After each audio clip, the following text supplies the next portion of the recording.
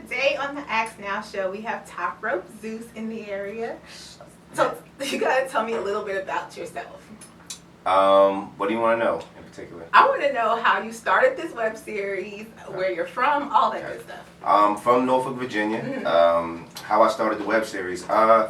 Unofficially started it, I guess, in school in Norfolk State. I used to talk to a lot of my female friends. They would like just ask me like personal advice about guys. You know? Okay. So they'd say, "Oh, he's doing this, and what does this mean?" And I would always have to break it down to them in a way where they could understand, because understanding men and women understanding men, it's like different languages, you know what I mean? Because we're just wired differently. So I would always break it down to them like in analogies. And then the analogy that I used was just always funny to them, So after that, it kind of went from me doing that to a friend of mine. She had an online women's magazine called Olive Coco. Okay. And she was like, "Yo, Zeus, man, you're funny, man. We always talk about relationships." And she said, "Yo, you should do a blogs like from the women." I said, "I don't really like to write. I spell not like a person that graduated." So I said, "I can do video. We can try that." So we ended up doing it. Ended up doing pretty decent on her site. And she said, "Well, let's do this. Let's do it again. Let's do it again." And then she said, "Well, we need a name for it." She said, "Well, we're doing it every Wednesday. Why don't we call it like Hump Day Romance or something?"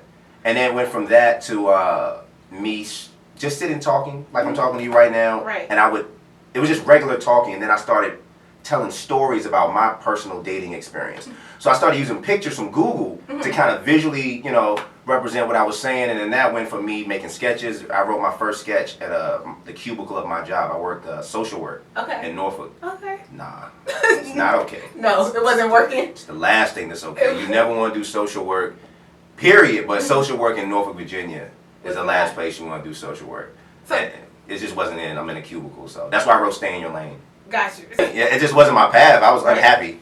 And so I wasn't doing my work because I was writing Hump Day Romances. I was trying to bring them out every week. And like I said, when I did Stay in Your Lane, I had never wrote a sketch before, and it turned out so good, like so honest and so good. And people was just like, "Yo, this is it." And I just kept writing more and more. But yeah, I love doing what I'm doing now. Now I'm a professional actor. I've been in national commercials.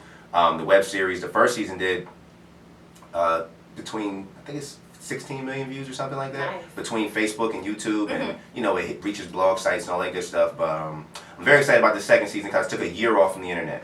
I didn't post anything for a year, which is like suicide. I saw that you did that. Well, tell me your reasoning behind that. Because I just didn't want to bring out any more dumbass videos. At one point I was, it takes a long time to do a really good episode, because the analogy I'm using, I might need a grocery store, or I might need a funeral home, or whatever the idea is, and that takes time to shoot it, to cast. I direct it. My production company, Visually Inclined, they help me with the editing and the producing of it. So that takes time. Right. And I had YouTube friends that was doing 5 ways to break up with your girlfriend. Dumb shit that ain't gonna be around right now. And I was like, "Nah, I'm good, man. That's just." Anything I do, it has to have a purpose. I'm putting it out into the world. I'm putting it out to the universe. Right. And then it's relationship advice. And there's enough people just saying dumb shit. Like you just saying stuff about women or men or whatever just to get a laugh. And it's like, I'm not trying to be funny. It just happens to be funny the way I see things. Right. So I took a year off because I wanted to do a whole full season of Hump Day Romance. I wrote these scripts and I was like, man, if I could just focus and do it for a year, this should be dope. And then my audience never knew when an episode was dropping. Because I was like, I need to pre-record them and have release dates, just like a TV show. Yeah. And so I did it. We did the premiere at the Funny Bone. Oh, nice. And we sold it out. It was packed. We couldn't let nobody else in. And I had black people in there, white people, gay people, everybody. Jews, everybody. It was a melting pot. And I was so surprised that they understood all the sketches, like the ideology behind it, the premise behind it. I did a Stay in Your Lane 2 for women. Oh, okay. Yeah, Stay in Lane 2. The first one, was guys, me putting women in their place, but now I'm putting guys in their place, and that's going to be the very last episode coming out Wednesday, so I'm very excited about that. I hope to get a lot of pussy points off that. Oh, shit, I hope I really do. I think I will, but we'll see. Okay, so one of the reasons I had to have you up here is because, as you can see, you really speak your mind. And I got a lot of questions about relationships, like a lot. So one of the main ones I saw, though, were online dating. Like, people ask me stuff about Tinder, about Plenty of Fish, just all kinds of different things. So I kind of just lumped it together to ask, What do you think about online dating? Like, can swiping right lead you to Mr. Right? I mean, I look at online dating as just the times changing. Mm-hmm. You know, it's not the time frames like our grandparents anymore, where you Right. can like go to a drive-in movie and meet somebody. You know, it's not like that. It's like PayPal. You know how you can pay for stuff on PayPal? Yes. That's what Tinder is. It's like dating PayPal. But see, a lot of people tell me they've made long-lasting relationships, but then I hear some of my guy friends that tell me, Kirby, no, like that's literally what I do to find like hookups, to find randoms. Right. You know, I'm sitting there. So do you think that's what people are doing now, or are, like you said, I mean, 1/3 of relationships now are started online? Like that says a lot. Well, people are busy, and people are on their phones all the time anyway. That's so true. If you think about it, you can be at a dinner, right, and everybody's sitting at the table, everybody on their phone. So you're gonna find people wherever you spend the most of your time anyway. So it's on your phone, and I mean, are people getting it in and fornicating? Of course. And not using protection. Sometimes they going squirrel. Oh, they ain't even putting the rubber on it. They just Going yogi in that thing, man. But I hope. And I mean, I personally don't. I have friends that have like messed up and like got girls pregnant off Tinder, man. Oh shoot. That's one thing if you meet her somewhere respectable, like the alley or something, a nightclub out here. That's one thing. But if you meet her on Tinder, man, listen. You don't know what's gonna happen. You don't know. Because the alley's classy. But you know what? I like Tinder because that's like, I look at it back and I grew up like, I was born in 87. Mm-hmm. So I grew up in the 90s where you could write the letter, yes, no, if you like me. That's what Tinder is. Yes, no, a virtual way of saying yes, no, do you like me if you don't. So if you swipe right on me, listen, that takes all the pressure off me because I know you think I'm cute now. Because you swipe right. Now we just got to see if the schedules match up. We got some the stuff in pressure common. is off. Unless they made a mistake and swiped right. Somebody did it for them. I did that before. I swiped right and I was like, I really didn't Yeah. mean to. So I got another question. As for women, how do we determine, okay, he seems interested, he wants to get to know me, versus, oh no, he's just trying to smash? How can you tell that even from Instagram, people doing DMs, all that kind of thing? What are the signs for something that's real versus something So that's you're asking like, how can you tell if a guy just off Tinder, if he just wants to just smash or whatever? Or versus he's looking for a relationship. Oh, versus looking for a relationship. Yeah. Well, two things you can do. Okay. You could develop magical powers from that little genie nigga from the Aladdin, you can just ask him, because that's the only way you can tell the future. One thing that irritates me with people, men and women, but it's something that women do a lot, and I understand why. It's because you guys got to really protect yourselves out there, and I totally understand it. Y'all want to know what's going to happen. If, are we going to be together? What are we doing? Ma'am, listen, I didn't know I was going to meet you today. I cannot tell the future. What happens is people are afraid to trust and just take that risk. Mm-hmm. Jump out on a ledge, take the risk. So you think that if a girl says like, hey, where are we going with this? And they're going to say, oh, I want to be with you forever. How do we know they're not lying? They could just be it's definitely a lie. Oh, shoot. Because who you are now, but you gotta think about it, like who you are now. I don't even listen to when people try to tell me long-term stuff. Oh, well, 10 years from now I love you, or you don't even know if you're gonna like me next week. We don't know. That's true. Because people, the way we feel changes, our situation changes, who we are. I'm not the same person I was 2 years ago. That's true. So somebody that I really loved in college, I could have told them back then, oh, well, we're gonna be together forever. I get to a point where I don't want you no more. Because we're growing in different directions. We're growing in different ways. Or you're not who I need now. That's true, too. You know what I mean? So I think the best thing for people to do is just like, for one, be friends. Yeah. Stop trying to like get ownership of people. You meet somebody like, oh, that's my boo. Ma'am, you ain't never cooked for me. You don't meal prep for me. You ain't never, brush my hair. I mean, I'm bald, but if I brush a nigga beard. It's just people just, they want ownership without the work and by putting in the work. And it's just have some patience with yourself and the situation. So would you say that friendship is like the most important thing? It's the most important thing. I'm gonna tell you why. Mm-hmm. Friendship, like let's say you and I, like we're like friends, but we liked each other. Mm-hmm. I would purposely let you see girls coming and talking to me while we're together. And I'm gonna tell you why. Because what happens is jealousy and ownership can come very quickly if you don't know how to check yourself in a situation. So, for example, if we're friends, I know I like you, but we decide to just be friends first, I do need to see other guys talking to you. To see how I respond? To see how you need to see how I respond. Because let's say I spaz out or I'm like, yo, I don't like that. That shows you I got a little bit of crazy in me. Right. You know what I'm saying? Early on, before you even get with me. Right. Or Right. it shows you that I don't know how to stay in my lane. I'm not a logical thinker. Right. You know, like people feel entitled, or I don't act on my, or I'm acting off emotion. Okay. So you don't want to be with a guy that acts off emotion, because you need to be with somebody that acts off logic. So if I see a woman, I've been with women that were my friends first, and they see me with girls first, and they were just real cool to say, listen, you know, we friends, and they handled themselves accordingly. That let me know I can take her out in public. Right. See how she like the Yeah, alley. yeah, exactly. But I've been with girls who, you know, they pouting and stomping all out the place, and we ain't even together yet. Right. That is, you know what that is? That's the when the plane is about to have turbulence, the air pilot put on the seatbelt sign, unless you know it's about to be turbulence like ahead. Some issues are coming. Yeah, some turbulence ahead. Yeah. Okay, so let me ask you this, because you keep talking about friendship. Do you think males and females can be friends? Why not? Yeah, I think so. 100%. Really? Because I don't. So. I'm going to be real. I think, I think they can be just friends. Right. But, so if you had a girl that you're really, really serious about, and her best friend was a guy, would you be comfortable with that? Did she know the guy before I met him? She knew him before you. I mean, then I can't really kick up too much dust about that situation, because they've been friends before me. I'm the new person in the situation. Gotcha. And if they were happening, if they were happening like that, then I wouldn't even be in the picture. They'd be like together. That's true. Now sometimes, they might have like, you know, got it in, and they didn't tell you. She didn't tell you. You see what I'm saying? But there's that question, because I'll tell you, I do have a friend who's my really good friend, and that's probably the one I'll say that about. But for the most part, most of my guy friends will tell me, like, oh, I liked you at one point, or I liked them at one point. It's very rare that it's, like, genuinely just friendships. Right. So, here's the thing, like, when people say friendships, my rules of friendship could be different from your rules. How so? Like, I have friends that I've had sex with, and Right. we still cool to this day, and it just never went past that. Gotcha. And when I see them, you know, it's just love, you know what I'm saying? But we legitimate friends. But y'all are friends. Yeah, but you could be like, well, my idea of friends is not doing anything, kissing or nothing like that. That's my idea of friends. Right. You got to govern your own situation. That's real. Like, I don't take universal rules about how people set up their relationships or anything like that. That's real.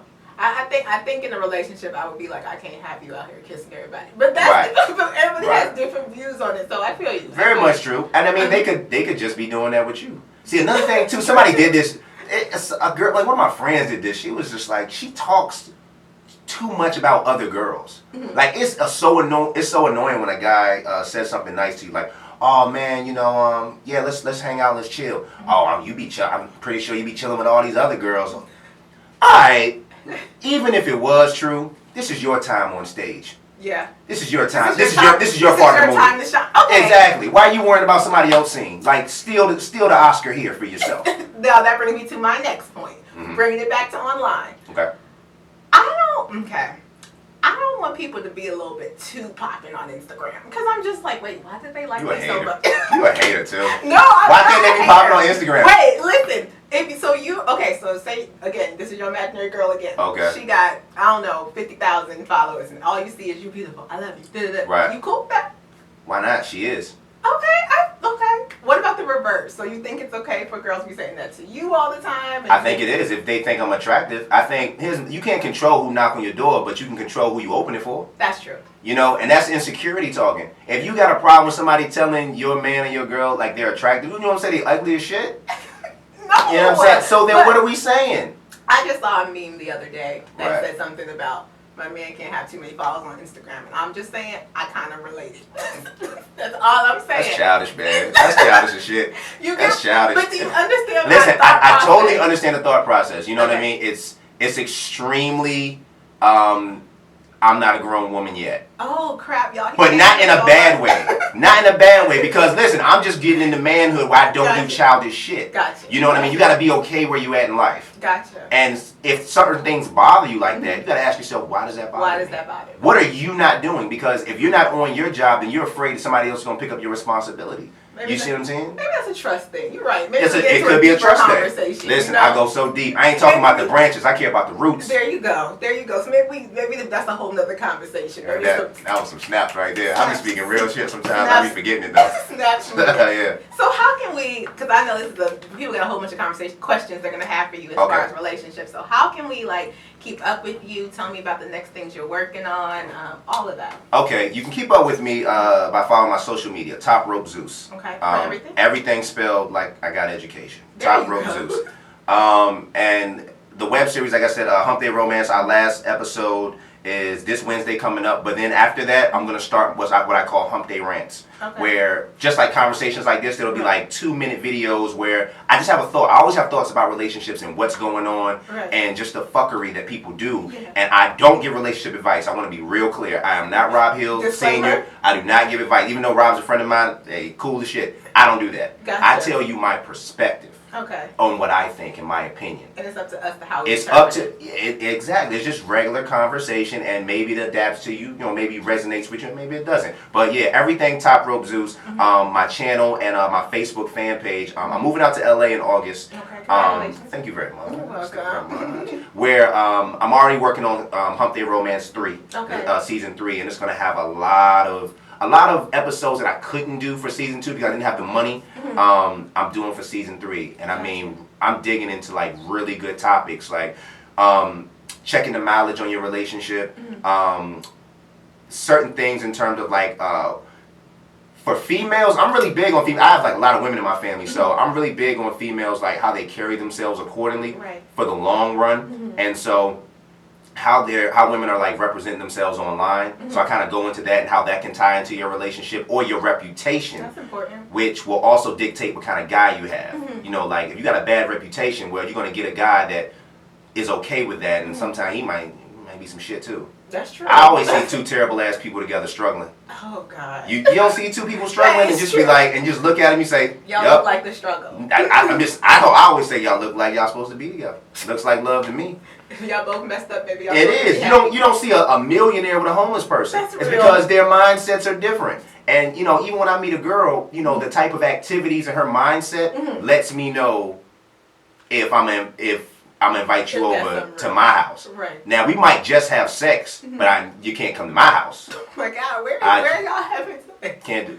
Possibly her house. Okay. I don't want her to know my address. Gotcha. She might show up. Might be crazy. Gotcha. You know, everybody's crazy. Everybody got a little bit of crazy. Everybody. We agree on that one. Exactly. Everybody do. How'd you find out about me? Let me ask you a question. I saw you actually at the film festival at the American Theater. You were in a film, and I was going to ask you about that. What's going on with acting as well? Acting, yes. That was a really, really good film. I thought you did really good in it. Thank you. And then that's what brought me to your YouTube page, and I was like, wow, this is hilarious. But it also showed your death because, I mean, those are completely different, but it shows how serious you are as an actor. Yes. That's the reason why I'm going out to LA. I got signed this past December with one of the biggest management companies out in LA. Nice. Thank you very much. One of their clients shared one of my videos on Facebook, and then they saw it, and then they went and looked at everything else that I did and reached out to me and asked me if I had representation. And ever since then, they've been sending me auditions for TV and movies. And now that Hump Day Romance is over, I'm asking myself, well, you know, why am I still here? Because there's no good acting schools here. All the real acting schools in television and movies, and that's what I want to do. I want to do biopics. Nice. Like Hump Day Romance, you know, it's comical, and I love having that side, but movie-wise and television, you know, I really want to do serious work and play characters and development and tell stories. So that's why I was never really gung-ho about being a big YouTuber, because YouTube is a platform that I test my writing on and test what people like, you know, but other than that, I wasn't trying to be a YouTuber. It's just see what the people like and just go directly to them. So yeah, I'll be out in LA in La La Land, you know, with the coke and the white people. And careful out there. You know, listen, it is real. It's extremely real. But my circle is small. I have a lot of great friends out there, fraternity brothers, and people that are in the industry that are just really down to earth people. And my goal out there is to create, harness my skill and my talent abilities. Everybody wants to get into the limelight so quick, and it's just like true talent. If you have true talent, you don't have to rush to get in the limelight. What happens is niggas try to hurry up and like hold on to their moment because they know they don't really have it. People that really have it are not in a rush. You know, it takes 3 weeks to make a Toyota Camry. Yeah, but it takes 6 months to make a Rolls Royce.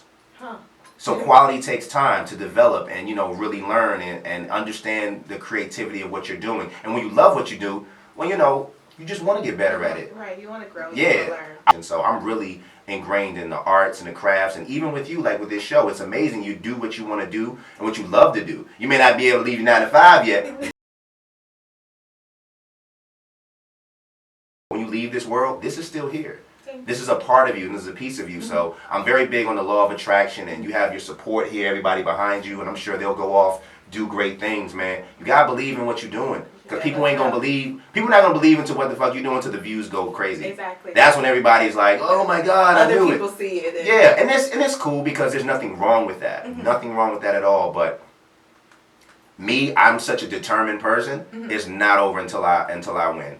Like I was like fat in December of this year. I was like 235 pounds. I thought you were talking about like losing weight. Yeah, yeah. Well, when I got my manager in December, she was like, "Hey, listen, we want to sign you and we think you're great, but just know this is Hollywood and how you look matters." Oh. I was like, I mean, she's from New York. I mean, she kept the G with me. Yeah. I said, okay. So once she did that, I just went into how to eat. And I just went into fitness mode, and now, I meal prep my mom and my dad now. I have them eat meal prepping and lifting weights, and I speak health and wellness to anybody that I meet, Everybody, take themselves too seriously, positivity to people, man. I want to see everybody succeed, We need more people feeling like that, just wanting to see people honestly do well, which I want to ask you, what advice would you give to someone who's trying to do what you're doing, like having your YouTube series, getting signed? Like, there's so many people, especially being from Norfolk. I talk to people all the time from the area who want to be in entertainment, but for whatever reason they're not. What advice would you give them? Pick what you're naturally good at and do that. Okay. Even if you don't have a camera, you got a phone. Right. People make full movies with iPhones. You got a phone. Just start doing it. If you're good with writing or you're good with talking, make your own little talk show. Don't put everything out on the internet first, because I have a lot of ideas. Not all of them are good. It's true, not all of them are good. And everybody thinks every idea they have is fucking good. It's fucking amazing. No, some could be some shit, some cold shit. You need people around you like, look, that ain't it. Important not to have yes men all the time. Exactly, but keep swinging. You may keep getting strikes, but listen, you'll get that home run. It's gonna be dope. So I would tell anybody, figure out what you want to do, and just try. Because I've discovered a lot of talents that I really didn't know I had from the show. You know what I mean? Parodies and things, all those songs, I write those. I didn't know that. Yeah, I write those, and then a lot of the vocals, I'm on that. You know what I mean? So you just pick up talents and just do it. And then in terms of, you got to study the craft. I study a lot about YouTube, ISOs, tags, how to get videos viral. I've learned so much. And thumbnails, how videos go viral. A lot of people don't know that. Right. You sitting there watching the World Star and all that other bullshit. Anyway, the Breakfast Club, even though I love the Breakfast Club, sit down and watch a tutorial video. Everything's on YouTube. How to tie a tie is on YouTube. You know what I'm saying? Yeah. How to make a girl squirt is on YouTube. I've heard, I searched it. But listen, the point is, it's a lot of stuff. Research it, go into your craft, and just have a lot of faith in what you're doing. You should be all right. Okay, I appreciate it. Thank you so much for doing this. Thank you. I appreciate you being here. Thank you guys for having me and letting me be myself. There you go. I appreciate it. No problem. Cutting script, beautiful guy.